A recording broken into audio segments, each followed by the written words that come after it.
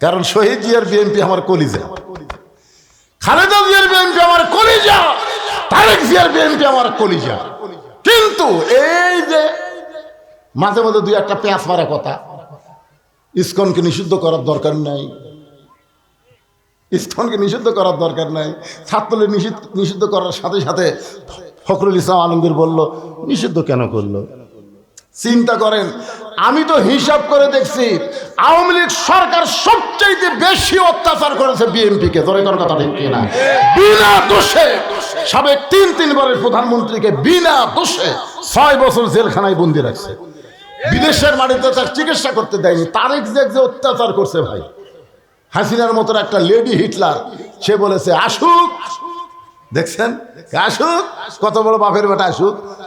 দেখো তুমি আসবার কথা, তারেক যে অল্প দিনের মধ্যে বাংলাদেশে আসবে ইনশাআল্লাহ। আমি বলতেছি কমপক্ষে 40 থেকে 50 লক্ষ মানুষ বিমানবন্দরে তারেক জিয়াকে স্বাগতম জানাবে। জোরে কথা ঠিক কি নয়?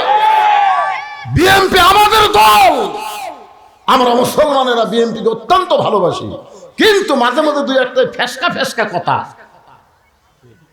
এইটা বলা ঠিক না। আমরা আজীবনের জন্য বক্তব্যে যেটা বলবো সংসদেও সেটা কার্যকর করবো। জোরে করে কথা ঠিক কিনা? লিল্লাহে তাকবীর। আওয়ামী লীগ বাদ দিয়ে খালি বিএনপি, জামাত, তাবলিগ, পীর মুরিদি আমরা সবাই আল্লাহ আকবার বলবো, সমস্যা আছে? আছে? আচ্ছা আলহামদুলিল্লাহ। এখন আসেন সেই কথা বলতেছি, আল্লাহ বলতেছেন অনুনাজ্জিলু মিনাল কুরআনি মা হুয়া শিফাউ ওয়া রাহমাতুল লিল মুমিনিন। এই আয়াতের বাংলা অর্থ হলো সব সমস্যার সমাধান। আপনারা স্লোগান জানেন না? আমি যেই বলবো সব সমস্যার সমাধান, আপনার বলবেন দিতে পারে আল কোরআন। এই কোরআনের উপর বিশ্বাস আছে? তাহলে সবাই বলবেন সব সমস্যার সমাধান আল কোরআনের আলো। ঘর বাদ দেন তো, কিসের ঘর? আমি যে বলবো আল কোরআন, আপনার বলবেন সব জায়গায় যা আলো। সব জায়গার মধ্যে সংসদ আছে না নাই? হ্যাঁ, এই জন্য আল কোরআনের আলো, কোরআন হাদিস যেখানে, দুনিয়ার মুসলমান লিল্লাহে তাকবীর। এখন আসেন আলোচনায়। রাসূল বলতেছেন বাইনাল আবদি ওয়াল কুফরি তারকুস সালাত, বান্দার কাফের মধ্যে পৃথক করার জিনিসটার নামই হলো নামাজ। তাহলে আল্লাহর বান্দা হতে গেলে 1 নম্বর লাগবে নামাজ। ধরে করে 1 নম্বর কি? আরো ধরে বলেন কি? আমরা যারা পুরুষ মানুষ 5 ওয়াক্ত নামাজ আমরা মসজিদে জামাতের সঙ্গে আদায় করব। আমরা যারা পুরুষ মানুষ খালি জুমার দিনে নামাজ পড়লে হবে না, 5 ওয়াক্ত নামাজ পড়া লাগবে মসজিদে। রাসূল বলেছেন মান তারাকা সালাতু মুতাম্মিদান ফাকাত কাফারা। ইচ্ছা করে একটা ওয়াক্ত নামাজ যারা বাদ দিবে তারা অবশ্যই আল্লাহর সঙ্গে কুফরি করলো। আল্লাহর সঙ্গে কুফরি করার কোনো সুযোগ মুসলমানের, জোরে বলেন মুসলমানের, লা সালাতা লা ঈমানা, যার নামাজ নাই তার ঈমান নাই। লা সালাতা লা দীনা, যার নামাজ নাই তার কোনো ধর্ম নাই। আর এই নামাজটা পড়লে হবে না, এই নামাজটা কায়েম করার কথা কে বলেছে? আর নামাজ কায়েম করবে কে? কোনো মওলানার ওয়াজ দেওয়া হবে না। নামাজ কায়েম করতে গেলে ভালো মানুষগুলোকে ক্ষমতা পাঠাতে হবে। ভালো মানুষ 300 জন আমাদের বাংলাদেশের লাগবে, যাদেরকে আমরা সংসদে পাঠাবো। আর সংসদে গিয়া তারা নামাজকে কায়েম আকারে বিল পাস করবে। ধরে কোন ঠিক কিনা? ওই মমতাজের মতন গায়িকাকে আমরা সংসদে আর পাঠাবো, ফেরদৌসের মতন নায়ককে আমরা পাঠাবো না। সংসদে যারা যাবে 300 জন ভালো মানুষকে আমরা সংসদে পাঠাবো। 1 নম্বর কারণ হলো নামাজকে কায়েমের বিল পাস করা লাগবে। আমাদের ছেলেগুলো যদি নামাজ পড়ে, তাহলে আল্লাহ কোরআনে বলেছেন ইন্নাস সালাতা তানহা আনিল ফাহশাই ওয়াল মুনকার। একমাত্র নামাজই পারে মানুষকে যাবতীয় খারাপি থেকে বাঁচায় দিতে। আমাদের ছেলেগুলোর হাতে যে মোবাইল আছে রে ভাই, এরা ঘরের দরজা বন্ধ করে দিলে, জানলা বন্ধ করে দিলে, যখন রাত 11টা বাজে মনে করে বাপ মা ঘুমাইছে, এখন ইউটিউবে অশ্লীল ভিডিও দেখতেছে। এরকম ছেলে আছে না নাই? কিন্তু ওই ছেলে যদি 5 ওয়াক্ত নামাজ পড়ে, ওই অশ্লীল ভিডিও আর দেখতে পারবে না, ঘোষণা করেছেন কে? মোবাইল থাকতে পারে কিন্তু খারাপ কিছু তারা গ্রহণ করবে না। আমরা মুরব্বী মানুষ তো ভালো হবেই।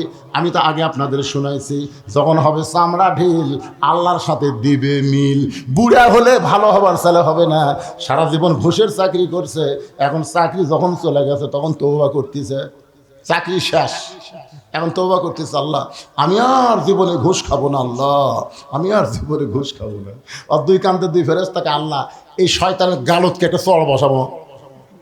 যতদিন ঘুষের চাকরি করছে ততদিন তওবা করেনি, এখন চাকরি গেছে আর তওবা করতেছে। এখন তো আর ঘুষের চাকরি নেই, খাবি কোত্থেকে? যখন চামড়া ঢিল হবে তখন 5 ওয়াক্ত নামাজ মসজিদে ধরছে, রুকু সেজদা ঠিক মতো আর করবার পারে না। দুই একজন সিয়ারলে মসজিদে আসে, জোরে কোন কথা ঠিক কিনা? হ্যাঁ, একের মসজিদের মতো সিয়ার ঢুকলে ওই মসজিদের কমিটিকে আল্লাহ বানবি। ওই কমিটি, এই তুই কেমন কমিটি রে? আমার ঘরের মধ্যে সিয়ার ঢোকে, আল্লাহ বলেছেন কুমুলিল্লাহি কানিতিন, দাঁড়াতে হবে আল্লাহর জন্য আনুগত্য নিয়ে। কোন সিয়ারে বসে নামাজ মুসলমানের হবে না, জোরে কোন কথা ঠিক কিনা? সারা জীবন শয়তানি করছে আর বুড়া বয়সে সিয়াল্লা মসজিদে যাচ্ছে। আপনি জানেন মসজিদে নামাজ পড়তে গেলে কাতার সোজা করা হলো কারিবুল ফরজ। জামাতে নামাজ পড়তে গেলে কাতার সোজা করা কি ফরজের নিকটবর্তী। এখন সিয়ারে বসলে আর পায়ের গোড়াকুটি, আপনি পায়ের গোড়াকুটি। এই জন্য আমি বলবো সরকারি চাকরিও আর নামাজ, নামাজ যেরকম সবসময় পড়া যায় না, সরকারি চাকরি সব বয়সেও করা যায় না। যায়, আপনি 60 বছর বয়সে যতই সার্টিফিকেট ফার্স্ট ক্লাস থাক আপনি নিয়ে যান, তো বলবে কে ভাই ফার্স্ট সার্টিফিকেট তো ভালো, চোখের খবর কি? চোখ তো চশমা ছাড়া দেখি না। কানের খবর কি? জোরে না করে শুনবার পাইলে। মাজার খবর কি? 5 মিনিট বসে থাকলে মাজা কটকট করে। সার্টিফিকেট তুই পানির ভিজা শরবত করে খা। তোর শরীরের যে অবস্থা, তোকে আর সরকারি চাকরি দেওয়া যাবে না। নামাজ হচ্ছে সরকারি চাকরির মতো আল্লাহর ইবাদত। 7 বছর থেকে নামাজের তালিম দেওয়া লাগবে, আর 10 বছর থেকে জোর করে নামাজ ধরান লাগবে। জোরে করার কথা ঠিক করে কথা বলেন না কেন ভাইরা? হ্যাঁ, এই নামাজ সরকারি চাকরির মতন। মসজিদকে কেন্দ্র করে মাহফিল করতেছেন, তাহলে টাকা কামাই করে মসজিদের কি করবেন? কি করবেন? মসজিদের টাইলস লাগাচ্ছেন, সব কিছু লাগাচ্ছেন, কি করবেন?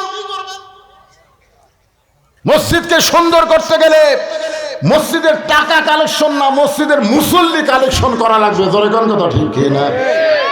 হয়তো বলবেন হুজুর আমরা জুমার নামাজ পড়ি। জুমার নামাজ যারা পড়েন তাদের জন্য একটা কথা বলি, শোনেন। লা তাকনাতু মির রাহমাতিল্লাহ, ইন্নাল্লাহা ইয়াগফিরুয যুনুবা জামিয়া, ইন্নাহু হুয়াল গাফুরুর রহিম। আল্লাহর মতো দয়াকারও আছে? আল্লাহ হাসরের ময়দানে বলবে 5 ওয়াক্ত বাদ দিয়ে খালি জুম্মার নামাজ পড়ছো, আমি আল্লাহ তাদেরকে জান্নাত দিয়ে দিলাম, যাও। সুবহানাল্লাহ। পরে কোন আগে শুনুন, জুম্মাওয়ালারা সেই খুশি, জান্নাতের দিকে মারবি দৌড়। যারা দেখবে জান্নাতের দরজাতে একটা তালা, জান্নাত দিলেন তো জান্নাতের দরজা যে তালা আছে, এখন কি করি? আল্লাহকে খুঁজে দেখ চাবি তোর কাছে আছে। ওরা খুঁজে দেখবে একটা চাবি আসতে, ওরা খুশি হয়ে তালার মধ্যে ঢুকাবে। ঢুকবে ঠিকই কিন্তু ঘুরবি না, না চাবি ঢুকিছে কিন্তু ঘরে না। আল্লাহ চাবি তো ঢুকলো, ঘরে না কেন? আল্লাহ বলতেছে ওর তালার মধ্যে 5টা দাগ আছে, তোকে চাবির মধ্যে 5টা দাগ থাকা লাগবে। দেখ তো দাগের খবর কি? আল্লাহ আমাকে চাবি তো তেল তেলা, দাগ নাই। আল্লাহ 5টা দাগ কিসে? আল্লাহ বলবে 5টা দাগ হলো 5 ওয়াক্ত নামাজ। তো তোরা জান্নাত দেখছিস, এখন ফেরত নাই। জুম্মা পার্টিনে খালি জান্নাত দেখবার পারবি, ঢুকবার পারবি না। জান্নাতে ঢুকবার গেলে 5 ওয়াক্ত নামাজ লাগবে। আসসালাতু মিফতাহুল জান্নাহ, নামাজ হচ্ছে বেহেশতের চাবি। জোরে কোন সুবহানাল্লাহ। এই নামাজ এমন একটা ইবাদত, রাসূল বলেছেন তাবুদুল্লাহ কান্নাকা তারাহু ফাইন লাম তাকুন তারাহু ফাইন্নাহু ইয়ারাকা। যখন কোনো বান্দা নামাজের মধ্যে শামিল হবে, ওই বান্দা তখন নামাজের মালিক আল্লাহকে দেখতে পাবে। আল্লাহ যদি দেখা সম্ভব না হয়, আল্লাহ তাকে দেখতেছে, এই বিশ্বাস তার কলিজার মধ্যে আসবে। পিঠের মধ্যে তীর ঢুকেছে হযরত আলীর। সাহাবীকে বলতেছি ইয়া রাসূলুল্লাহ, এমন ভাবে হযরত আলীর পিঠে তীর ঢুকলো, এই তীরের খাস তো গোস্তের মধ্যে আটকে গেছে, হুজুর আমরা তীরের শলাকা ধরে টান দেই, হযরত আলী খালি চিৎকার করে, তীর তো বের হয় না। আল্লাহ রাসূল বললেন, সাহাবীরা ওয়াজাত আলীকে কষ্ট দিও না, আলীকে অপারেশন করা লাগবে। তো বলে, হুজুর অপারেশন কোথায়? বলে আলী যখন নামাজের মধ্যে দাঁড়াবে ওই সময় তীর বের করা লাগবে, ওই সময়। আল্লাহ রাসূল সেই নামাজের ইমাম, জোরে কোন সুবহানাল্লাহ। আবু বকর হযরত আলীর ডান পাশে, ওমর ফারুক বাম পাশে, আর ওসমান রাদিয়াল্লাহু দ্বিতীয় কাতারে। আল্লাহ রাসূল বললেন, রে জাবের আর হুযায়ফা তোমরা কোথায়? বলে লাব্বাইক ইয়া রাসূলুল্লাহ। নবী বললেন, জাবের হুযায়ফা তোমরা শোনো, আলী যখন নামাজের ভিতরে থাকবে ওই সময় তোমরা তীর টেনে বের করো। আলী যখন নামাজের ভিতরে থাকবে, কারণ নামাজের তিনটা রূপ আছে, একটা হলো নামাজের বাহির, একটা হলো ভিতর, আর একটা হলো নামাজের শেষ। নামাজের শুরু, নামাজের ভিতর, নামাজের শেষ।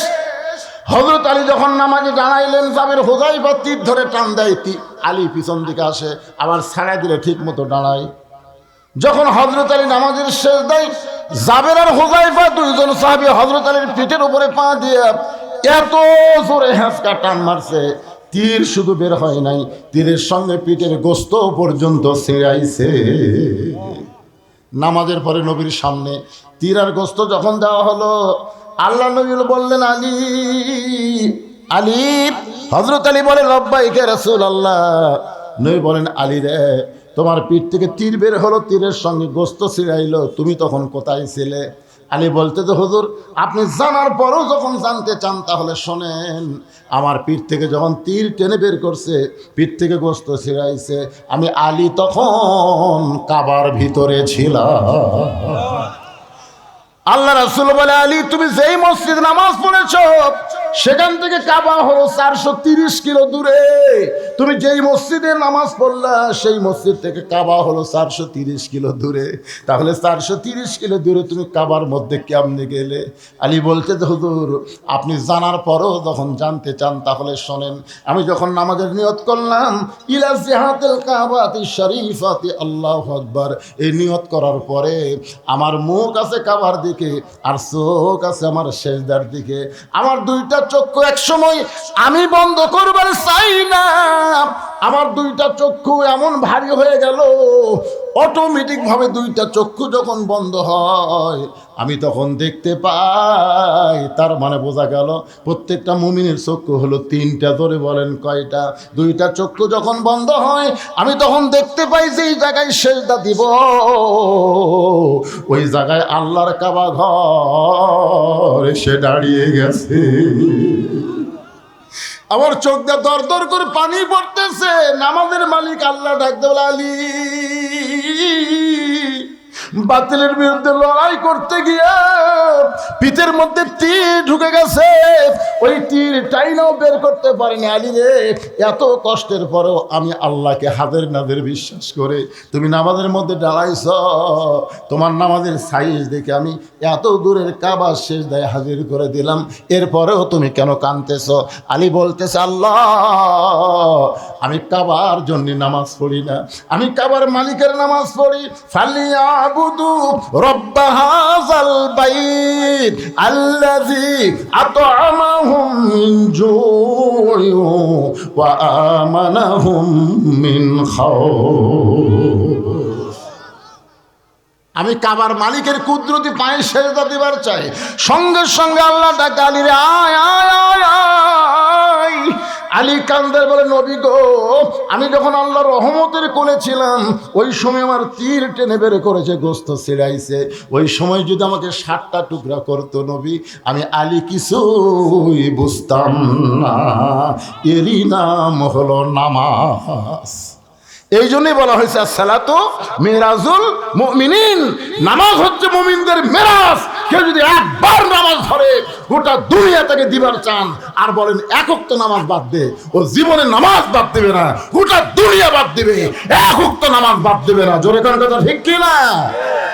পুরুষ মানুষের জন্য আল্লাহর বান্দা হবার গেলে 1 নম্বর ইবাদতের নাম হলো নামাজ। আর আমার মা বোনেরা যারা পর্দায় আছেন এদের জন্য 1 নম্বর কিন্তু নামাজ না।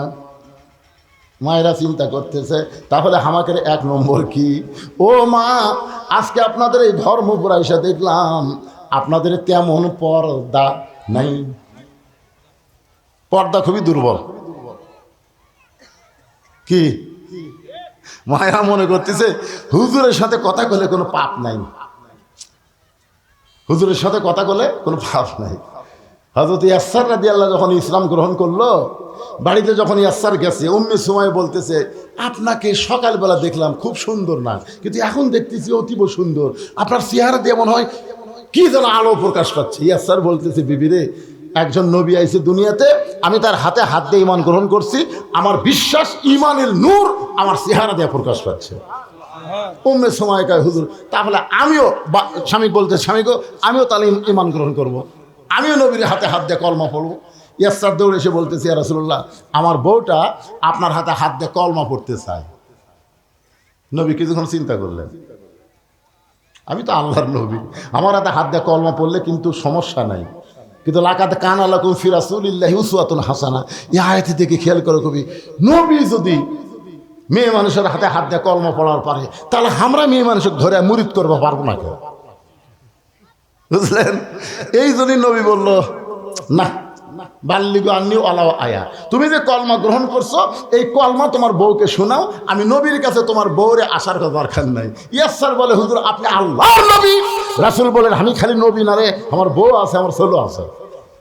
তার মানে কি বোঝা যাচ্ছে, হুজুরের বউ আছে না নাই? তো মেয়ে মানুষ যখন আমাকে সাথে কথা কয় মাঝে মধ্যে মিন শারিল ওয়াসওয়াসিল খান্নাস, ভিতরে শয়তান কয় তোর বউয়ের চাইতে তো এটা দেখতে ভালো রে। আপনারা কি মনে করছেন আমি হুজুর হজি তাই বলে আমার মনও হুজুর? আমি মাথার টুপি দেখি, আমার মনের মাথার টুপি আছে, কথা কর না কেন? আমার মুখের দাঁড়িয়ে আছে, আমার মনের মুখের দাঁড়িয়ে আছে। তো তাহলে আমি দেখলাম আপনাদের ধর্মপুরের মা বোনদের পর্দা আছে, কিন্তু খুব একটা টাইট নাই, টাইট। এখন আপনারা বলেন পুরুষের 1 নম্বর যদি নামাজ হয়, নারীদের 1 নম্বর নেক আমল হলো পর্দা। আল্লাহর বান্দি হবার গেলে 1 নম্বর নেক আমলের নাম কি? আর বান্দা হবার গেলে 1 নম্বর লাগবে নামাজ, আর বান্দি হবার গেলে 1 নম্বর হচ্ছে পর্দা। আল্লাহ কোরআনে বললেন ওয়াকরনা ফি বুয়ুতিকুন্না ওয়ালা তাবাররাজনা তাবাররুজাল জাহিলিয়াতিল উলা। আল্লাহু আকবার বলেন। গভীর রাত্রে খাদিজাতুল কুবরা আল্লাহ নবীর হাত ধরে কাঁদতেছে। নবী আমার ঘুম থেকে চেতন পেয়ে বলে খাদিজা কান্দার কারণ কি? বলে হুজুর যে কোনো সময় আমার মৃত্যু হবে, যে কোনো সময়। তো আমি মরে গেলে আমার খবর কি? এখন পর্যন্ত তেমন খবর তো আপনি দিলেন না। আল্লাহ রাসূল বলে খাদিজা আপনি যখন শুনতে চাচ্ছেন তাহলে শোনেন, এই দুনিয়াতে 10 জন পুরুষকে আল্লাহ জান্নাতের সার্টিফিকেট দিছে। কয়জন? খাদিজা বলে হুজুর আমি আমার কথা শুনবার চাচ্ছি আর আপনি পুরুষের কথা বলতেছেন। রাসূল বলেন খাদিজা একটু ধৈর্য ধরে শোনো।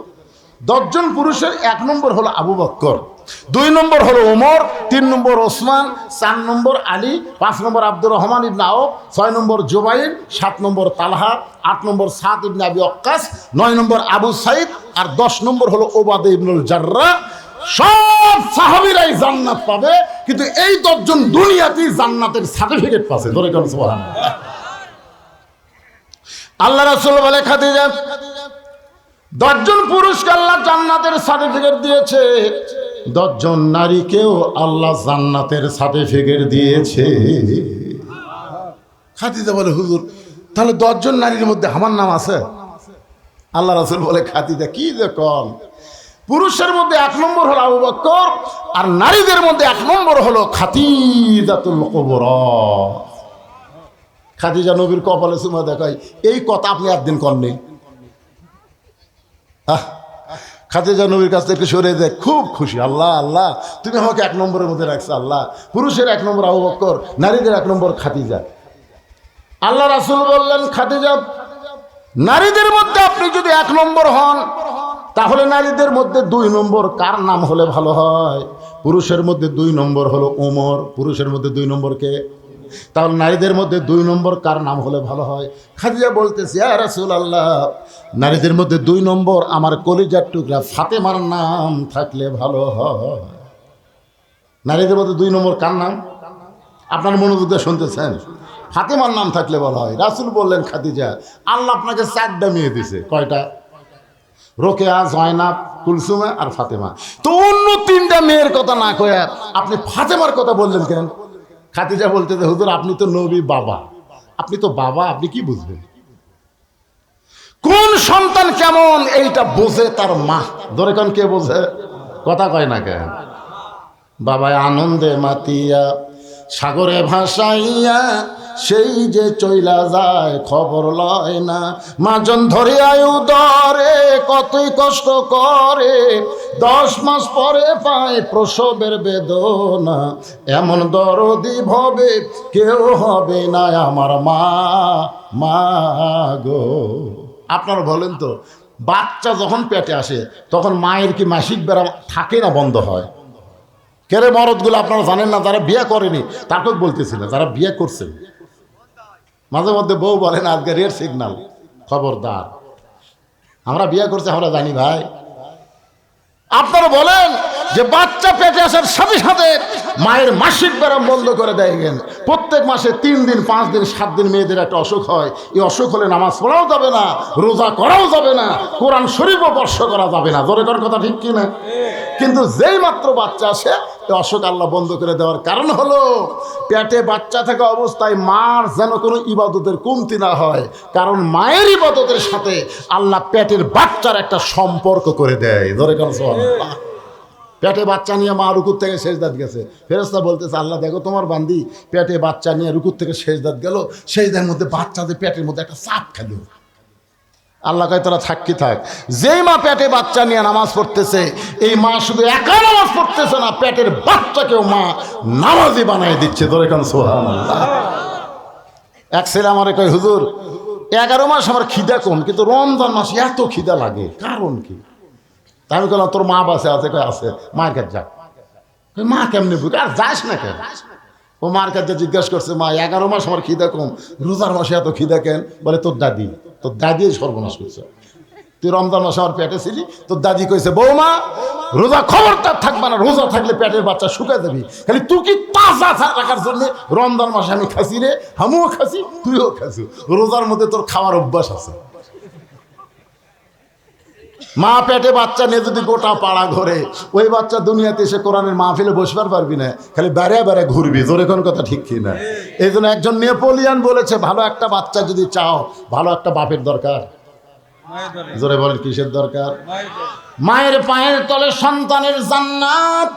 ও মা, বাবার পায়ের তলে সন্তানের জান্নাত না দিয়া মায়ের পায়ের তলে সন্তানের জান্নাত কেন দিল মা? আপনার কেমন জাতি একটু শোনার দরকার আছে না নাই? রাসূল বললেন খাদিজা ফাতেমা তো জান্নাতি নয়, ফাতেমা তো জান্নাতি নয়। খাদিজা বলে রাসূলুল্লাহ ফাতেমা যদি জান্নাতি না হয় তাহলে ফাতেমার খবর কি? রাসূল বললেন ফাতেমা হলো জান্নাতি নারীদের নেত্রী। খাদিজা বলছে তো হুজুর এই গভীর রাত্রে কেউ জানে না, খালি আমি আর আপনি, আপনি পাল্টা দেন তো। রাসূলকে কি পাল্টাবো?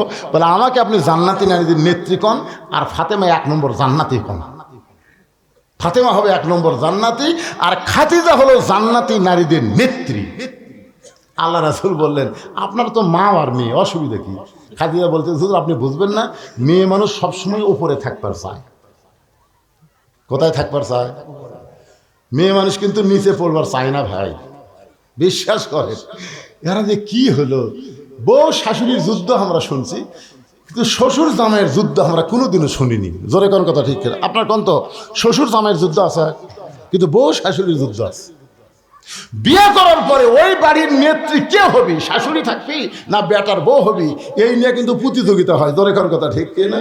দেখবেন আপনার বউ এসে আপনার কাছে গুনগুন করে বলবি আপনার মা ভালো না, আপনার মা ভালো না। মানে আমার কাছে সবসময় আমার বউ খেলে মায়ের বিরুদ্ধে কয় আপনার মা ভালো না, আর আমার বাপের কাছে যে আমার মাও কয় তোমার বেটার বউ ভালো না। কোনোদিন আমি কই না, আমার বাপও কয় না, কয় শালা আমার মাও না আমার বউ। জোরে করে কথা ঠিক কিনা? কথা কন না কেন? আসল গুমর ফাঁস করে দিচ্ছে, আপনার বুঝবেন না। কারণ মার মেয়ের মধ্যেও শত্রুতা আছে। আমার বড় মেয়ে তরকারি পাক করে দিয়ে আমার সামনে ঘুর ঘুর করে ঘুরতেছে। আমি কইলাম, মা, বাংলাদেশে বহু মাছের তরকারি খাইছি মা, তোর হাতের মতন এত স্বাদ কোথাও খাইনি। সঙ্গে সঙ্গে আর এক টুকরা দিয়েছে, আব্বু খাও আব্বু। আমি তাকে দেখি ওর মাও খালি কেপা মাছের মতন মুখ করে আছে। কে গো, তোমার কি হলো? এখন তাকে মেয়ের বাড়িতে পার হয়ে যান, মেয়েই খালি পারে, আমি তাই পারি। আই রে আই, মেয়ের প্রশ্নটা করলে মা রাগ করে। এটা কেমন মা, কেমন নারী, চিন্তা করে দেখে। যেই বলতে যে খাদিজা ইয়া রাসূলুল্লাহ, আমি হব জান্নাতি নারীদের নেত্রী, আর ফাতেমাকে আপনি 1 নম্বর জান্নাতি ঘোষণা করেন। রাসূল বললেন, খাদিজা, আমি হলাম বন্টনকারী, দেওয়ার মালিক হলো আল্লাহ। আপনারা বলেন তো, দেওয়ার মালিককে? আর বন্টনকারী হচ্ছে আল্লাহর নবী। আমি শুধু আপনাদের দুইজনকে জানাই দিলাম, আসলে দেওয়ার মালিক আল্লাহ। সঙ্গে সঙ্গে খাদিজা বলে, রাসূলুল্লাহ, কোন আমলের কারণে আমার ফাতেমাকে আল্লাহ খাতুনে জান্নাত ডিগ্রি দিল, এটা যতক্ষণ আপনি না বলবেন আপনার হাত আমি ছাড়ব না। আমার মায়েরা যারা পর্দার অন্তরে বসে আছেন, মা, আপনাদের জন্য ওয়াজ হচ্ছে। মা খাদিজা নবীর হাত ধরে বললেন, কোন আমলের কারণে ফাতেমাকে আল্লাহ খাতুনে জান্নাত ডিগ্রি দিল, যতক্ষণ পর্যন্ত না বলবেন আমি আপনার হাত ছাড়বো না। সঙ্গে সঙ্গে আল্লাহ নবী বললেন, খাদিজা, আপনার চোখের সাইজ, মুখের সাইজ, নাকের সাইজ, এই যে আপনার একটা সাইজ, এটা দুনিয়ার কত পুরুষ বলতে পারে আপনি কি হিসাব করে জানেন? খাদিজা বলে, রাসূলুল্লাহ, 40 বছর বয়সে আপনার সঙ্গে আমার বিয়ে হলো। ওই সময় মক্কার সবচাইতে ধনী রমণী ছিলাম। অনেক ব্যবসা বাণিজ্য করার কারণে হাজার হাজার পুরুষের সঙ্গে আমার দেখা সাক্ষাৎ হয়েছে। আমার নাকের সাইজ কেমন, আমার চোখের সাইজ কেমন, আমার গায়ের রং কেমন, এটা দুনিয়ার বহু পুরুষ বলতে পারে। রাসূল বলে, খাদিজা, দুনিয়ার বহু পুরুষ আপনাকে চিনে, আপনার চেহারার কথা বলতে পারে। এখন বলেন তো, আপনার পেটের মেয়ে ফাতেমা কি দুনিয়ার কত পুরুষ বলতে পারে? ফাতেমার নাকের সাইজ কেমন, ফাতেমার গায়ের রং কেমন, ফাতেমার মুখের সাইজ কেমন, এটা দুনিয়ার কত পুরুষ বলতে পারে? খাদিজা বলে, পর্দানিশী আমার ফাতেমা পর্দানিশী। আমি মা হয়ে বলতেছি, আমার ফাতেমা যখন জন্ম নিছে, আমি খাদিজা তাকায় দেখি ফাতেমা তার 2টা হাত দিয়া তার নিজের ইজ্জত পর্যন্ত ঢেকে রাখছে। আমি খাদিজা ফাতেমার ইজ্জত মা হয়েও কোনোদিন দেখতে পারিনি। আল্লাহ রাসূল বলে, খাদিজা, ফাতেমা শুধু শিশু অবস্থায় পর্দার মধ্যে জন্ম হয়নি, এই ফাতেমা পর্দার মধ্যে বড় হবে। আবার গভীর রাত্রে দুনিয়া থেকে পর্দার ভিতরে ফাতেমা দুনিয়া থেকে বিদায় নেবে। যে রাত্রে ফাতেমা দুনিয়া থেকে বিদায় নেবে, আমার মায়েরা যারা আছে একটু মনোযোগ দিয়ে শোনেন। গভীর রাত্রে হযরত আলীকে বুকের মধ্যে নিয়ে ফাতেমা ছোট বাচ্চার মতন কাঁদতেছে। আলী বলে, ফাতেমা, কি হলো আপনার? এমন করে আপনি কেন কাঁদতেছেন? কি হয়েছে আপনি বলেন। ফাতেমা বলে, স্বামী গো, আল্লাহ তাআলা আমার দোয়া কবুল করেছে, আল্লাহ আমার দোয়া কবুল করেছে। আলী বলতেছে, দোয়া কবুল হলো আনন্দের লক্ষণ। কি এমন দোয়া করলেন যে দোয়া আল্লাহ কবুল করলো, আপনি কাঁদতেছেন? ফাতেমা বলে, স্বামী, আমি সব সময় আল্লাহকে বলেছি, আল্লাহ ফাতেমার মৃত্যুটা পর্দার মধ্যে দিও, আল্লাহ তাআলা আমার পর্দার মধ্যে মৃত্যু দিবে, এই দোয়াটা আল্লাহ আমার কবুল করেছে। আলী মুসকে মুসকে হাসে আর কয়, পাগলি নাকি? যে সারা জীবন পর্দার মধ্যে ছিল, সে তো পর্দার মধ্যেই মারা যাবে। যারা পর্দা মানে না তারাই পর্দার মধ্যে মরতেছে। জোরে কোন কথা ঠিক কিনা? আপনার বলেন তো, আপনাকে এলাকায় কোনো মেয়ে মানুষ মারা গেলে কয় কাপড়? কথা কয় না। আমার এলাকায় একটা মেয়ে মানুষ ভোটর দাঁড়াতে, বুঝলেন, ভোটর যে মরদ মানুষ পাচ্ছে দৌড়ে দেখে, তবে হাতটা দেয়, এমনি একটা ইয়ে করে দেখে, হাত ধরে, ভাই একটা ভোট দেওয়াই লাগবে ভাই, মানে যাকি পাই তারই হাত দিয়ে বুকত যায়। আমি চিন্তা করলাম, এই মেয়ে তো ভোটের জন্য এত নিচে নামিছে, তো এক বলে তো আমার কাম হবে না, যাওয়া লাগবে ওর স্বামীর কাছে। একটা ইয়ে দেন তো, ওর স্বামীর কাছে আমি যা বললাম, ভাই আপনার বউ যদি হঠাৎ মারা যায় কয় কাপড় দেবেন? স্বামী করছে, হুজুর আপনি আলেম হয়ে প্রশ্ন করলেন কেমনি? মেয়ে মানুষ মারা গেলে তো 5 কাপড়ই। আমি বললাম, যে হারে পুরুষের কাছে পর পুরুষের কাছে ভোট চাচ্ছে, ও 5 কাপড় 50 কাপড় দিলেও তো কাম হবে না। আপনার বলেন, পর্দা কখন, মরার পরে না মরার আগে? মরার আগে না মরার পরে? মরার পরে 5 কাপড় দিয়ে খাটনির যখন মেয়ের লাশ লাগছে, লাশটা পর্যন্ত চাদর দিয়ে ঢাকছে। সবাই বলতেছে মেয়ে মানুষের লাশ দেখা হারাম, মেয়ে মানুষের জেতা দেখা যায়, তো লাশ দেখা হারাম বলতেছেন, জেতা দেখা অবস্থা বলেননি কেন? একে চাদর দিয়ে ঢেকে রাখছে। ফেরেশতারা বলতেছে, আল্লাহ এই মেয়ে মানুষ যখন জেতা ছিল গোটা ধর্মপুর ঘুরিছে, গ্রামের সবাই একছিলে, মরার পরে 5 কাপড় দিয়া চাদর দিয়ে ঢাকলো কেন? আল্লাহ বলতেছে দেশের নাম বাংলাদেশ রে, ওই দেশের মেয়েরা বাঁচতে মানে না রে, মরার পরে মানে। আপনারা বলেন তো ভাই, বুড়ি মানুষ বোরকা গাও দেখুন লাভ আছে? এই ছেলেরা কথা খাও তো, একটা বুড়ির দিকে আমার মতন বুড়াও তাকায় না, বুড়ির দিকেও তাকায়। সেই বুড়ি বোরকা পড়ছে আর যুবতী পরিমণির মতন হাই হিল পরে কিলকিল করতেছে, অন্যটা আবার গলার মাফলা বানা এরকম মাঝখান দিয়ে থসে। একটা বুড়া মানুষ পর্যন্ত চোখ টেরা করে বারবার তাকায়। আমার ওয়াজের মধ্যে আছে 50 বছর আমের গাছের গোড়ার বেড়া যদি কেউ দেয়, একজন বলে বেড়া কেন দিচ্ছেন? বলে গরু ছাগল যদি খায় ভাই। কেরে 50 বছর আমের গাছের দিকে গরু ছাগল ঘৃণা করে তাকাবি না রে। বেড়া যদি দিবার চাই যে লখ লকা পাতা বাড়াচ্ছে, ওই ছোট গাছ বেড়াতে হবে। বুড়ির গায়ে বোরকা দিয়ে লাভ নাই, যুবতীর গায়ে পর্দা করা লাগবে। যখন ঠিক কথা বলে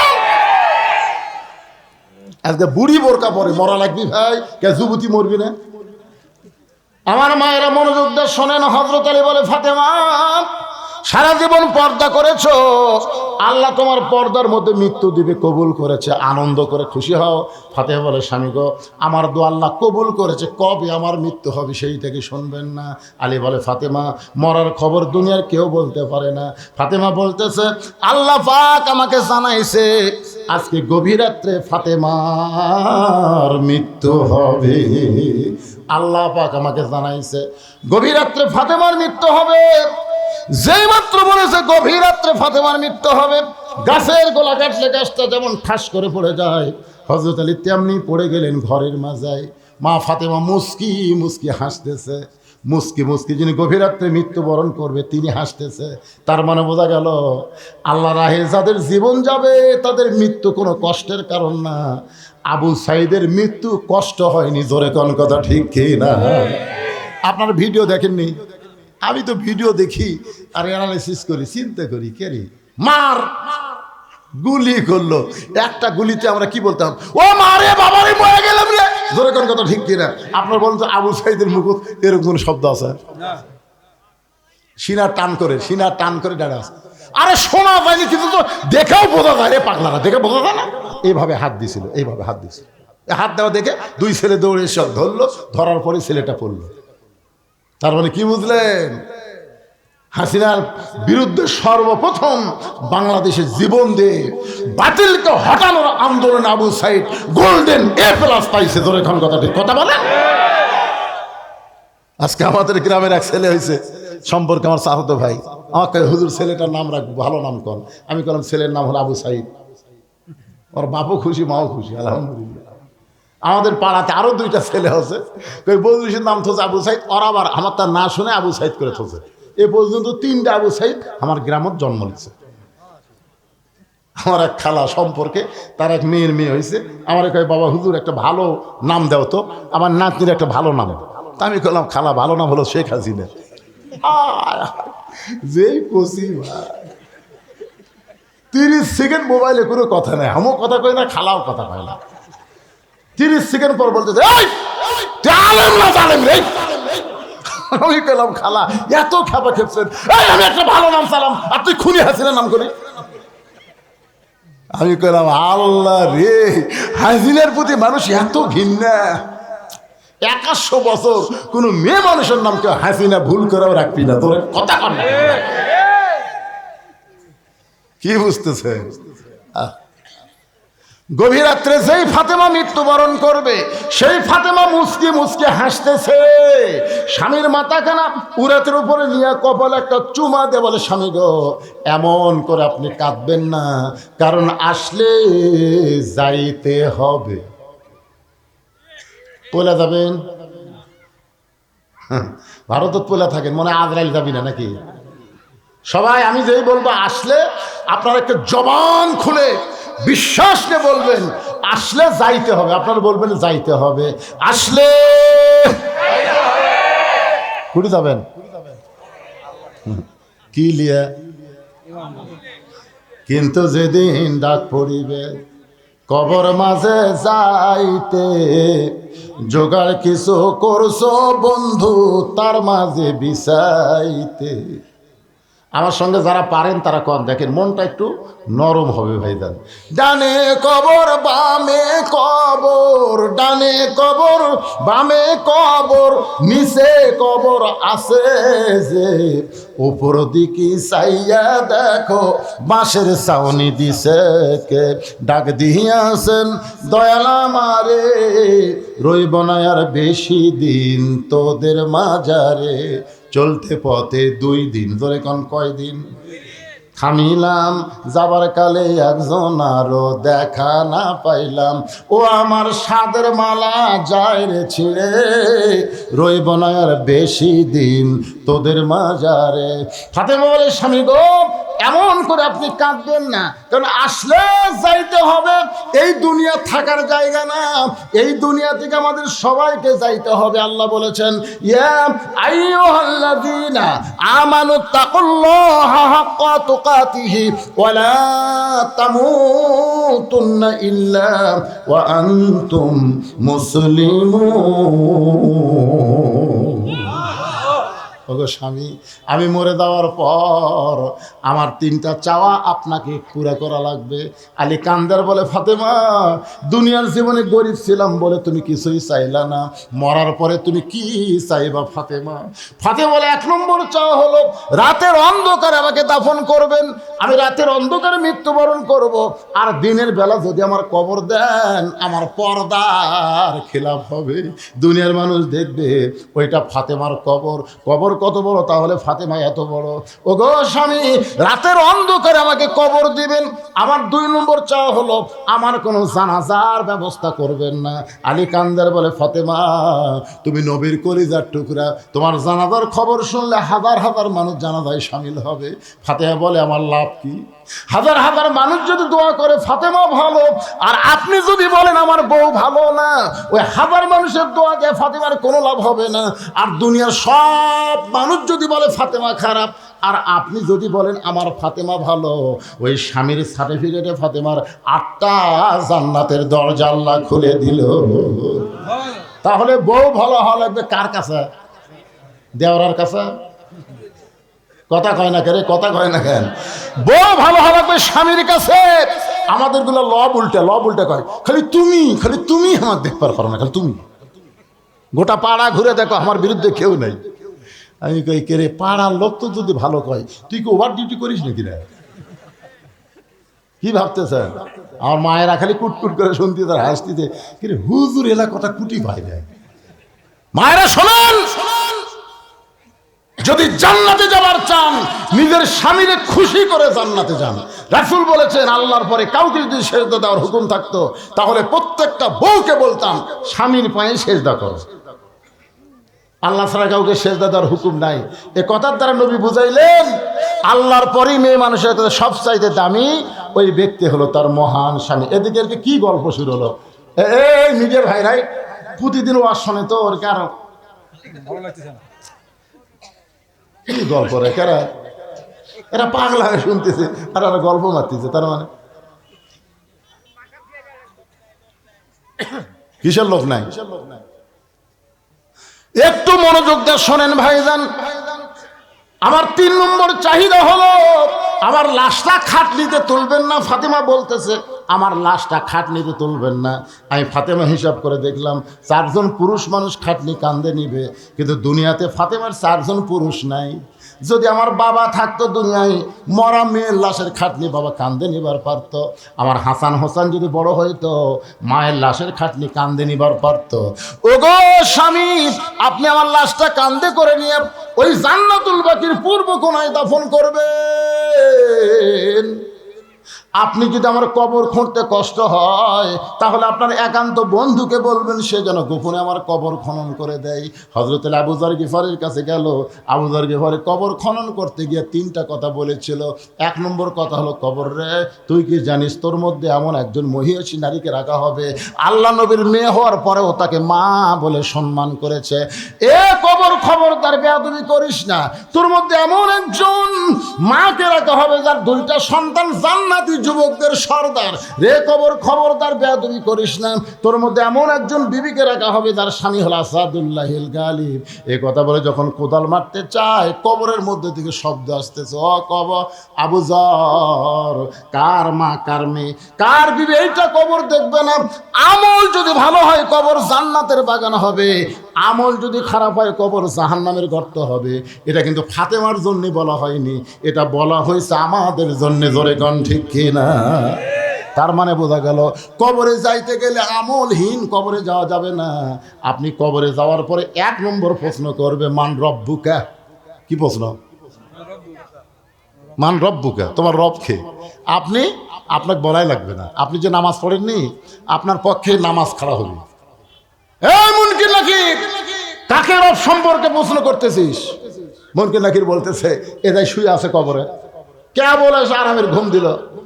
আবার মান রব্বুকে প্রশ্ন করিস, বলে আপনি কে? বলে আমি হলাম ওনার নামাজ, আমি হলাম ওনার নামাজ। তুমি জানো সারা জীবন কয় ওয়াক্ত নামাজ পড়ছে?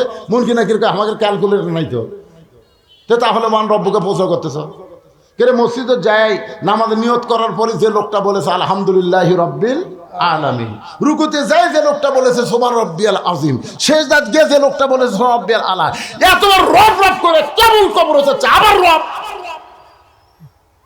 মুনকির নাকির কয়, আল্লাহ তোমার বান্দাকে মান রব্বুকে প্রশ্ন করার সাথে সাথে নামাজ যে খেপা খেপছে, আমরা কি করব? আল্লাহ কই যে নামাজ নিয়ে কবর আইছে, তার রবের উত্তর হয়ে গেছে। জোরে কোন সুবহানাল্লাহ। কি ভাবতেছেন বেনামাজিরা? খালি মরিয়া দেখেন। একটা গান আছে, ছোটবেলা শোনেননি? যদি ফুলগুলো হয় অভিমানে ঝরে যায়, আমি মালা গেথে বলো কারে পরাবো, সে যে কেন এলো না, কিছু ভালো লাগে না, কবরে আসুক তারে আমি। মজা দেখবেন কবরে যা। বাগানে একটু মনোযোগ দিয়ে শোনেন। গভীর রাত্রে হযরত আলী ফাতেমাকে কাঁধে করে নিয়ে জান্নাতুল বাকির গোরস্থানে দাফন করার পর আল্লাহকে বলতেছে, আল্লাহ আমার ফাতেমাকে তুমি কবুল করে নাও। এ দোয়া করার পরে হযরত আলী তাকায় দেখে সামনে কয়েকটা পুরাতন কবর দেখা যায়। এইমাত্র ফাতেমার নতুন কবর দিছে, সেই কবর আর নাই। আলী কান্দার বলে, এখনই ফাতেমার কবর দিলাম, সেই কবরটা গেল কোন জায়গায়? আমার ফাতেমার কবর কে যেন বলে, আলী রে তোমার ফাতেমা হলো পর্দানিশী, আমি আল্লাহ জোহরা ডিগ্রি দিয়া ফাতেমার কবরটাকে কিয়ামত পর্যন্ত পর্দা করে দিয়েছি। আমার মা বোনদের জন্য এতক্ষণ পর্দার ওয়াজ করলাম। পুরুষের বান্দা হবার গেলে 1 নম্বর ইবাদতের নাম হলো নামাজ। দরকার 1 নম্বর ইবাদতের নাম কি? আর নারীদের বান্দি হবার গেলে 1 নম্বরের নাম কি? সবাই জোরে করে 1 নম্বরের নাম কি? আর পুরুষের 1 নম্বরের নাম কি? ফাদখুলি ফি ইবাদি ওয়াদখুলি জান্নাতি। এই মসজিদকে লক্ষ্য করে ইনারা মাহফিল করছে। আমি আপনাদের কাছে একটু রুমাল গামছা পাঠাবো। এই যে সমস্ত ছেলেরা মাহফিল করেছে তাদের পক্ষ থেকে আপনাদের কাছে যাবে আল্লাহর ঘরের জন্য। দুনিয়ার সাধারণ দান না, ঘরটা হলো আল্লাহ। ধরে কার সে আল্লাহর ঘরকে লক্ষ্য রেখেই ওনারা মাহফিলের আয়োজন করেছে। এবং এখানে একটা ফোরকানিয়া মাদ্রাসা আছে, মসজিদ এবং মাদ্রাসাকে সামনে নিয়ে এত ছোট বাচ্চার হাতে ব্যাগ দিয়েছে। কেন? ওটা একটা ছাত্র। আচ্ছা ঠিক আছে। আরে এই মক্তবের ছাত্র যাচ্ছে আপনাদের কাছে, সবাই দেন, এই যে ডান আছে ব্যাগের মধ্যে দেন, যে যা পারবেন। 1 টাকা না দিয়ে যদি কেউ ওঠেন আপনারা দিবেন, 10 পারেন, 20 পারেন, 50 পারেন, যে যা পারেন আল্লাহর রাস্তায় দান করবেন। আর এখানে তো মাশাআল্লাহ আমার অতিথি ভাইরা ভাষণ দিয়ে চলে যায়, আজকের এরা যায়নি তো কিছু একটু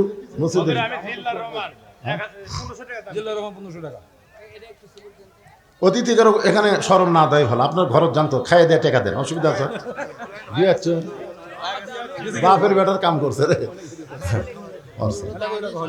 আগে সারছে। আচ্ছা মাশাআল্লাহ। আহারে বাবা মারা গেছে, বাবার রুহের মাগফিরাতে মসজিদে 500 টাকা দান করে দোয়া চায়, আল্লাহ বাবার কবরকে জান্নাতের টুকরা বানায় দেন। আচ্ছা ঠিক আছে, এ 1500 কে দিল, 1500 কে দিল। জিল্লা রহমান 1500 টাকা দান করছে, আল্লাহ দানকে কবুল করেন, আল্লাহুম্মা আমিন। আল্লাহ একজন মুরব্বী তোমার ঘরের জন্য 200 টাকা দান করছে, আল্লাহ দান কবুল করেন, আল্লাহুম্মা আমিন। বাবার জন্য দোয়া আছে, আল্লাহ একজন পাগল 500 টাকা দান করছে, আল্লাহ দানকে কবুল করেন, আল্লাহ নিয়ত থেকে আসা পরে আল্লাহ। এ মা বোনদের কাছে মহিলারা আদায় করবে না পুরুষেরা করবে? মা বোনদের কাছে আচ্ছা মহিলারা আছে, মাশা আমার মায়ের আজকে অনেক দান করবে। আজকে দেখা যাবে কার টাকা বেশি হয়, পুরুষের টাকা না নারীদের টাকা। যাবি কে আদায় করলে এরকম একটা হবে, সব যদি আপনি ধরেন তাহলে হ্যাঁ। লিল্লাহি তাকবীর। মাহফুজার রহমান একজন রুগী মানুষ, হার্টের রুগী। উনি আল্লাহর ঘর মসজিদের জন্য 10,000 নগদ টাকা দান করছে। মারহাবা। আমরা সবাই একটু সংক্ষিপ্ত হাত তুলি বাবা। আল্লাহুম্মা আমিন। আল্লাহ তোমার রুগী বান্দা হার্টের রুগী, আল্লাহ তোমার ঘর মসজিদ 10,000 টাকা দান করেছে, আল্লাহ এই দানের উসিলায় তাকে পুরোপুরি সুস্থতা দান করো। তোমার রাসূল বলেছে সদকাতু তারুদ্দুল বালা, দান সদকা করলে বালা মুসিবত দূর হয়ে যায়। আল্লাহ এই দানের কারণে তাকে সুস্থ করে দাও বিরহমাতিকা ইয়া আরহামার রাহিমিন। আল্লাহর আরেকজন বান্দা নাম হলো বান্দি। বান্দি দেখছেন, বান্দার সাথে আবার বান্দি চলে এসেছে। মোসাম্মদ ফেরদাউসি 7,000 টাকা নগদ, জোরে দেন মারহাবা। মাহমুদুর রহমান বান্দা আর ফেরদৌসি বান্দি। দেখেন আল্লাহর একজন বান্দা 500 টাকা দান করছে, আল্লাহ কবুল কর, আল্লাহুম্মা আমিন। মাহবুবুর রহমান উনি দিয়েছেন 3,000 টাকা নগদ। এই মোট 20,000 টাকার একটা স্লিপ পাওয়া গেছে, সব টাকাই নগদ। আলহামদুলিল্লাহ, আল্লাহ তাদের এই দানকে কবুল করেন। যে নিয়তে তারা দান করছে, আল্লাহ নেক নিয়ত দেখে আসে, আল্লাহ আপনি কবুল করেন, কবুল করো, কবুল করো মোদের কামনা। এই ব্যাগগুলো সব ট্রেজর জমা দাও বাবা, যেগুলো ব্যাগ আদায় হয়েছে সব জমা দেন। আর আপনারা আল্লাহর ঘর মসজিদের জন্য যদি নগদ না পারেন, বাকি ধান দেন, আলু দেন, যে যেটা আবাদ করবেন সেখান থেকে আল্লাহর ঘরে আপনারা দান করবেন। আল্লাহর ঘরে শুধু খেয়াল করবেন, ঘরটা হলো আল্লাহ। রাসূল বলেছেন যে আল্লাহর ঘরকে তৈরি করে দেয়, আল্লাহ তাকে জান্নাতে একটা ঘর বানায়। সবাই জিকির করেন লা ইলাহা ইল্লাল্লাহ, লা ইলাহা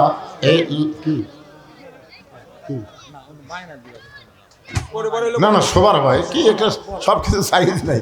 লা ইলাহা জিকির করেন, আল্লাহর জিকির। ভাই এ ফাঁকা ফাঁকা বন্ধুদের সবাই আসেন তো, সামনে আসেন। বাকি কথাগুলো বলেই আমি আপনাদের নিয়ে দোয়া করবো। সবাই সামনে আসেন, যারা গেছে চলে যাক, অসুবিধা নেই। চিটা পাতান থাকে না রে পাগলা, ধপ তোর চেহারা তো ধানের মতোই, তাই বলে কি বাতাস দিলে থাকে? কতক্ষণ বাতাস দিলে থাকে? তো তাহলে আদায় মানে একটা বাতাস দেওয়া, বোঝেন না? এখান থেকে চিটা পাতান আমরা সাফ করে দিলাম। এখন যে কয়টা আছি চাউল আলা দানাদার ধান, এই জন্য সবাই সামনে আসেন। পাতান গেছে, পাতান গেছে, এখন আমরা দানাদার ধান। সবাই সামনে আসেন, ফাঁকা ফাঁকা বন্ধ করে। সিরাজুল ইসলাম 500 টাকা দান করেছে, আল্লাহ সিরাজুলের দানকে আল্লাহ আপনি কবুল করেন। লিল্লাহি তাকবীর। সহ সভাপতি আলহাজ আসিরউদ্দিন 5,000 টাকা ধরে বলেন মারহাবা। সহ সভাপতি তো 5,000 দেয়, সভাপতি কত দিবি এটা আন্দাজ করাই যাচ্ছে। কি গান 10,000 টাকা সভাপতি সাহেব 10,000। এই তো বুঝা গেছে, ডবল হয়ে গেছে। লিল্লাহি তাকবীর। আলহাজ মুফাদ্দল হোসেন পরামানিক 10,000 টাকা ধরে বলেন মারহাবা। আচ্ছা আপনাকে প্রধান অতিথি কি দিছে? প্রধান অতিথি কি দিছিল? ওই ব্যাগগুলির ভিতর সে কোয়া লাগবে। প্রধান অতিথি কি দিছে? কোন হুজুরের কাছে? কে রে পাগলা, প্রধান অতিথিরা কি দিল, বেশি অতিথিরা ভাষণ দিল, তারা কি দিল? এরা এই খালি ওখানে আবেগের আবার আছে, ওটা আমরা এখন না না সবগুলো চাচ্ছি না তো, সবগুলো জানবার চাচ্ছি। তাই এই জনগণ প্রধান অতিথিটা খালি জানবার চায়, তোর এখন ঠিক কিনা? এরা সরকার এখন হবার পারছে পারে নাই। সরকার না হয়ে যদি এরা দান করে, সরকারি ক্ষমতার যখন যাবি তখন তো বুঝতেছেন 10 গুণ বেশি হবে। এরা তো আওয়ামী লীগের মতন মারা খাবি না ভাই। হায় হায় হায়, একটা কবিতা লিখছে, একটা কবিতা ফেসবুকে দেখলাম, নৌকার ধানের শীষ একই সাপের 2 বিষ নাকি। না না আমাদের বগুড়া জেলা আলাদা উন্নয়ন হবে। বিএনপি ক্ষমতা আসলে বুঝুন বগুড়া লালে লাল হয়ে যাবে, তোর এখন ঠিক কিনা? বাংলাদেশের যত জায়গা ওয়াজ করতে যায় সবাই বলে হুজুর বগুড়ার মাটি বিএনপির ঘাঁটি। আইনুর ভাই এ অতিথির মধ্যে আছে নাকি? আরে 100 গন্ধ ভাই আমার 1,000 টাকা দান করছে, আল্লাহ তাকে পুরোপুরি সুস্থতা দান করেন। যে নিয়তে দান করছে আল্লাহ তার নেক নিয়ত থেকে সেই কবুল কর, আল্লাহুম্মা আমিন। ভাইজান আপনি দিছেন ভাই, এটা আমার, ও এটাই তুমি, আচ্ছা ও আচ্ছা আচ্ছা, আমি সভা করছি ওরে বাবা। তো এই এই যে 1 নম্বর কি হয় আপনার, 1 নম্বর কি হয়? ও আপনারই ভাই, ওরে বাবারে সেটা কোয়া লাগবে না, কার কাছে আমি হাত মারছি রে। আচ্ছা মসজিদের কেশিয়ার কে, এই টাকাটুকু যার কাছে এটা কেশি ভাই আমি ময়না রে, ময়না কি দিবি ময়না? আমার আব্বা তো দিল দুলটা আপনার। সহসভাপতি 5,000 দিছে। ও আমার আব্বা সহ তুমি কামাই করো না, করে আমার কামাই করে তাহলে বাপ দিছে বেটাও দেয়। আমি 2000 টাকা দেব যাক মাশাআল্লাহ, ছেলে মানুষ মসজিদের বিশাল দায়িত্ব পাইছে। একের ছোট বাচ্চা কাচ্চা মানুষ 2000 টাকা দান করবে, আল্লাহ তার দানকে কবুল করেন, জোরে কোন আমিন। আপনাদের মসজিদের যারা সদস্য সবাই দান করেন বাবা, সবাই দান করেন। নাম লিখে দিও না দিও নাম লিখে দাও, সমস্যা নেই। কোথায়? বাকি দেন হ্যাঁ বাকি দিবে তো, আলু দিবে, ধান দিবে, ভিতরে যাওয়া লাগবে। যাও ভিতরে যাও তো স্লিপ আমি যান। দিই 1000 টাকা। আমিরউদ্দিন 1000 টাকা দান করবে আল্লাহ, আমিরউদ্দিন দানকে আল্লাহ আপনি কবুল কর, আল্লাহুম্মা আমিন। আচ্ছা আপনাদের মধ্যে এমন কোন আল্লাহর বান্দারা যে হুজুর মসজিদের জন্য আমি 1 মণ আলু বাজেট করলাম, 1 মণ আলু, আগামী বছর কিন্তু আলুর এত দাম থাকবে না। যে আলু আমাকে এলাকার যে জিল্লার রহমান এক সেখানে আলু লাগাছে মাশাআল্লাহ, জিল্লার রহমান 1 মণ আলু করবে দান, আলুর মধ্যে বরকত দিবেন, ঘুগরি পোকা যেন না ধরে, তেল তেল আলু হয়, বেশি দামে যেন বিক্রি হয়, সবাই কোন আমিন। শহীদুল ইসলাম 1 মণ আলু ধরে কোন মারহাবা। এই দেখেন 2 মণ হয়ে গেছে, আপনাদের মধ্যে কেউ নাই, এরা সব বাইরের লোক না, এই গ্রামের লোক না। কি নাম বাজান? আব্দুর রশিদ এক মণ আলু, এক মণ আলু। আপনার নাম আব্দুর রশিদ? আমার বড় ভাইয়ের নাম আব্দুর রশিদ। আব্দুর রশিদ আমার বড় ভাইয়ের নামে নাম, 1 মণ আলু করছে, দেন আল্লাহ কবুল করেন। এরা কি নাম? আমিরউদ্দিন 1000 টাকা দান করেছে, আমিরউদ্দিনের দানকে আল্লাহ আপনি কবুল করেন, আল্লাহুম্মা আমিন। ফজলা রহমান 2000 টাকা দান করছে, আল্লাহ ফজলা রহমানের দানকে আল্লাহ আপনি কবুল করেন, কবুল করো কবুল করো, মোদের কামনা দানকারীকে দিবেন জান্নাত, আল্লাহ নিরাশ করবেন না। দোয়া করদম দোয়া করদম বাদার গাহে ইলাহি হায়াত দৌলত ইলমে দারাজি লা ইলাহা। মাইকের মধ্যে কি আদায় হলো? আমি তো ব্যাগটা দেখার দরকার ছিল ওই যে ব্যাগগুলো এলাকার মধ্যে। এই মাহফিলের মধ্যে মাইকের ওই এটা কি আনতে লিখে দেয় এই মাইকেরটা আবার সাইড দিয়ে আউট হবে নাকি রে? মহিলা ব্যাগ লেসো মহিলাকে ব্যাগ লেসো দেখো আজকে পর্দার উপরে ফাতেমার জীবনী যে ওয়াজ করলাম, মায়েরা তো খুশি হয়ে টাকা দেওয়ার কথা। হ্যাঁ কে আবার জাইদুর কি দিল 200 কি তো টাকাও লেখিনি, আলু লেখিনি, যাই হোক ও গরিব হোক। আপনার 5000 টাকার চাইতে গরিবের 200 টাকা অনেক দাম নাকি কোন ভাই? কারণ গরিব মানুষ দিয়েই তো ইসলামের এত জোয়ার ভাই রে। হ্যাঁ মসজিদের কোনো কাম বাকি আছে? আমাদের কাম মানে ওই যে বেতন দেওয়া লাগে ফরকানি মাদ্রাসাতে 50 জন ছাত্র 50 জন ছাত্র, 50 জন ছাত্র আর প্রতি মাসে একজনকে কোরআন শরীফ মাশাআল্লাহ। প্রতি মাসে একজন খায়রুকুম মান তাআল্লামাল কুরআন ওয়া আল্লামাহ। প্রতি মাসে একজন ওই ব্যক্তির চেয়ে উত্তম জ্ঞানী সম্মানী কোনো ব্যক্তি নাই যে ব্যক্তি কোরআন শিখেছে এবং অপরকে কোরআনের শিক্ষা দেয়। ময়না কার থেকে নিয়ে আসলো রে মেয়ে মানুষের? মাশাআল্লাহ, যাই হোক বুড়ো মানুষ কোরআন শিখিয়েছে ওই মসজিদে ওই আলহামদুলিল্লাহ। আপনারা এই ফরকানিয়া মাদ্রাসাকে কিয়ামত পর্যন্ত চালু রাখার চেষ্টা করবেন। যদি মাহফিল আদায় না হয় আপনারা বাড়ি বাড়ি থেকে চাঁদা আদায় করে মাদ্রাসা চালাবেন, কি রাজি আছেন? এরা ধর্মপুরের লোক না কোন ধরনের লোক রে? সাইদুর রহমান চক্রামপুর চক্রামপুরের সাইদুর রহমান সাইদুর রহমান 1000 টাকা দান করেছে, আল্লাহ তার দানকে এখানে ঢালার কথা কি কছে রে বা ব্যাগত করে থুয়ে দিবারে। খোরশেদ আলম 500 টাকা দান করেছে, আল্লাহ দান কবুল করেন। আবু কাসিম 500 টাকা দান করেছে, আবু কাসিমের দান আল্লাহ আপনি কবুল করেন, আল্লাহুম্মা আমিন। এই মহিলা করে স্লিপ দিয়ে বরাবর একজন। মহিলা করে স্লিপ দিয়ে মোহাম্মদ কারিফ মোহাম্মদ বাড়িতে আছে? মোহাম্মদ কারিফ নগদে 10,000 টাকা ধরে বলেন মারহাবা। সভাপতির ভাগ্নে সাবেক সভাপতির ভাগ্নে আমরা একটু দোয়া করবো, আল্লাহ আল্লাহ কারিফ কোন নিয়তে 10,000 টাকা দিল আপনি ভালো জানেন। আল্লাহ আল্লাহ তার নেক নিয়ত কাছে কবুল করেন, নামটা দানবের খাতায় লিখে নে ওসমান গনি রাদিয়াল্লাহর সঙ্গে তাকে জান্নাত দিয়েন বিরহমাতিকা ইয়া আরহামার রাহিমিন। এরকম 5,000 10,000 টাকার লোক আছে নাকি বাড়ি ঘুপটি মারে রে? এর কথা আমরা চিন্তাই করিনি, আপনি করছেন? এই কোথা থেকে এসে 10,000 টাকা দিল? মাশাআল্লাহ, আলহামদুলিল্লাহ। হ্যাঁ, আপনারা যারা এখনো বাকি আছেন দিয়ে দেন, ছেলেপেলে ভিতরে নামছে, ভাইজান সবাই দান করেন। আর 5 ওয়াক্ত নামাজ মসজিদে আদায় করবেন। আপনার যেখান থেকে আইছেন, আজকে কিন্তু বান্দা হওয়ার গেলে নামাজ লাগবে। বাইনাল আবদি ওয়াল কুফরি তরকুস সালাত। আল্লাহ রাসূল বলেছেন বান্দা হচ্ছে নামাজি আর বেনামাজি হলো কাফের। এরা জুম্মার নামাজ না, এগুলো 5 ওয়াক্ত নামাজ। যেরকম কয় ওয়াক্ত? 5 ওয়াক্ত নামাজ। জি বাবা, কি হয়েছে? মসজিদের মুক্ত আছে 40 জন ছাত্র আছে লেখাপড়া, এখন 40 জন 50 জন 50 জনের মতো। আচ্ছা, 50 জন ছাত্র মসজিদে আছে।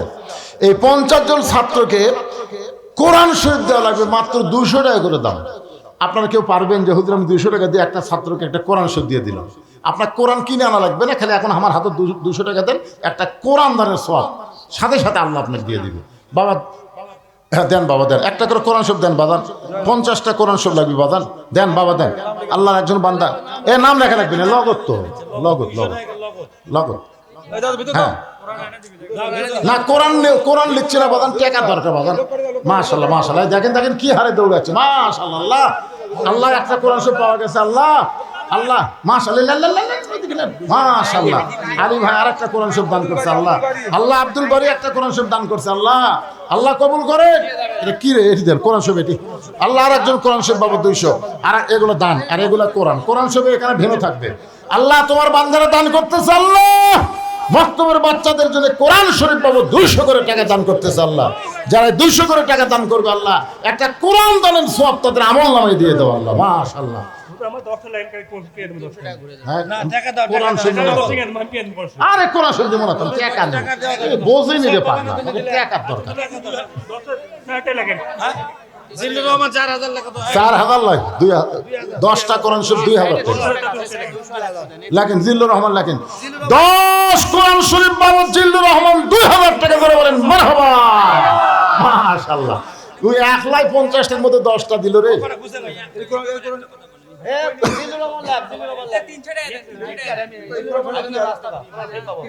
মাশাআল্লাহ। আর একটা হাতত দাও, এগুলো হাতত দাও বাবা। আনোয়ার ভাই, তোমার বান্দারা কষ্ট করে মেহনত করে।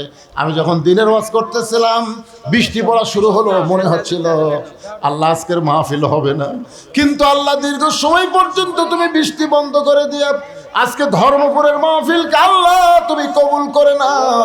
তোমার মসজিদকে সামনে রেখে যারা এত বড় আয়োজন করেছে, আল্লাহ তাদের সকলকে 5 ওয়াক্ত নামাজি কবুল করে নাও। আল্লাহ এই মসজিদকে কেন্দ্র করে যারা মাহফিল করেছে, আল্লাহ তাদের সকলকে হেদায়েত দান করো, তাদের সকলের নেক নিয়ত নেক আশাকে আল্লাহ তুমি কবুল করো। শুরু থেকে শেষ পর্যন্ত যত আলোচনা হয়েছে, এর মধ্যে যদি ত্রুটি হয়, ভুল হয়, মাফ করে দাও। এর যা হাদিয়া মঞ্জুর করো সোনার মদিনায় নবী পাকের রওজা মোবারকে আল্লাহ কবুল করো। তামাম আম্বিয়াই কেরাম, আসহাবে কেরাম, তাবিনে কেরাম, তাবিনে কেরাম, তামাম পৃথিবীর মাটির নিচে যত মুমিন মুমিনা শুয়ে আছে, আল্লাহ সকলের আরওয়াহ ফরে হাদিয়া কবুল করো। আমরা যারা হাত তুলেছি, আমাদের জনম দুখুনি মা যাদের কবরে গেছে, আল্লাহ মেহেরবানি করে মায়ের কবরকে জান্নাতের টুকরা বানাও। বাবার বাড়ি ঘর সবই আছে, দরদের বাবা যাদের ইতিম হয়ে কবরে শুয়ে গেছে, আল্লাহ মেহেরবানি করে বাবার কবর জান্নাতের টুকরা বানাও। আমাদের দাদা দাদি নানা আত্মীয় স্বজন কবরে চলে গেছে, কবরকে রিয়াজুল জান্নাহ কবুল করো। আজকের মাহফিলে নগদে বাকিতে যারা দান করেছে, আল্লাহ সকলের দানগুলোকে জান্নাতের বিনিময়ে কবুল করো। মসজিদকে কবুল করো, মসজিদের সভাপতি কবুল করো, সহসভাপতি কবুল করো, সেক্রেটারি, কেশিয়ার, সদস্য, ইমাম, মুয়াজ্জিন, মুসল্লি, খতিবকে আল্লাহ কবুল করো। আজকের মাহফিলের সম্মানিত সভাপতিকে আল্লাহ তুমি কবুল করো, সহসভাপতি কবুল করো, প্রধান অতিথি, বিশেষ অতিথিদের আল্লাহ তুমি কবুল করো। আল্লাহ বিএনপি নেতারা দোয়া চেয়েছে, আল্লাহ তারেক জিয়ার জন্য, তার মায়ের জন্য আমরা দোয়া করি। আল্লাহ আল্লাহ তাদেরকে পরিপূর্ণ সুস্থতা দান করো, দেশের খাদেম হিসাবে তাদেরকে কবুল করে নাও আল্লাহ। আয় আল্লাহ, অনেকে অনেক দোয়া চেয়েছে, কেউ অসুস্থ, কেউ বিদেশে আছে, কেউ ক্যান্সার রোগী। আল্লাহ সবার জন্য দোয়া করে আল্লাহ সবাইকে সুস্থতা দান করো, শান্তিতে রেখো আল্লাহ। আল্লাহ প্রতি বছর এই গ্রামের তোমার বান্দারা যেন এরকম একটা করে মাহফিল করতে পারে, এমন ইমানি শক্তিদেরকে দান করে দাও আল্লাহ। গোটা ধর্মপুরের উপরে আল্লাহ তুমি রহমত বরকত নাজিল করে মিলেমিশে মহব্বতে সবাইকে বসবাস করার তৌফিক দাও। আমার মা বোনদের যে দোয়া করে আল্লাহ, মা ফাতেমার মতন চরিত্র দাও, পদ্মা দাও, আবেদা সালেহা কবুল করে নাও। সুবহান রাব্বিকা রাব্বিল ইজ্জাতি আম্মা ইয়াসিফুন ওয়া সালামুন আলাল মুরসালিন আলহামদুলিল্লাহি রাব্বিল আলামিন। ওয়াজাল আখিরাতি কালিমাতুনা ইনদাল মাউতে। সকলে পড়েন লা ইলাহা ইল্লাল্লাহু মুহাম্মাদুর রাসূলুল্লাহ সাল্লাল্লাহু আলাইহি সাল্লাম।